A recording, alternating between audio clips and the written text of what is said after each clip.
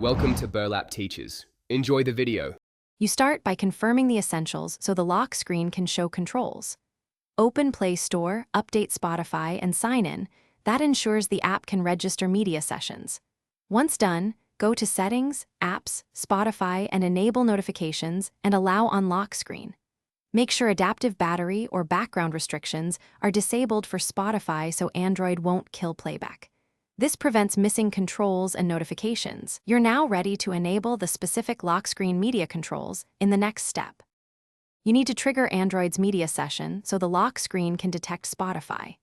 Start a song or podcast inside Spotify. Once playback begins, the system will create a media notification.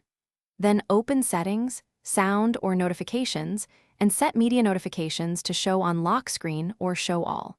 If Android asks for notification access, grant it to Spotify or the media service so the system can display controls. Make sure do not swipe away the notification, because that removes the lock screen widget.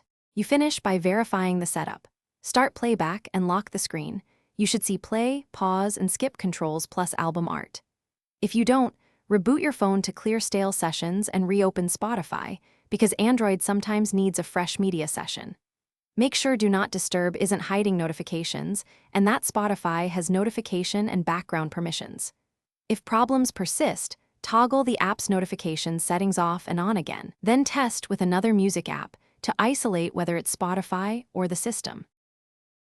Thanks for watching. Consider subscribing if this video helped you.